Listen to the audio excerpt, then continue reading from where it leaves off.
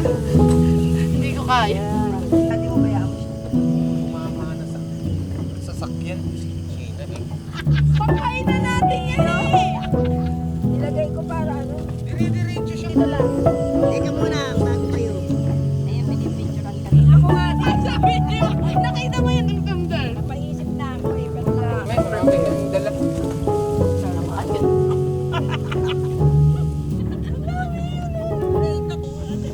Dapat meron ka na. Ano bakit ako?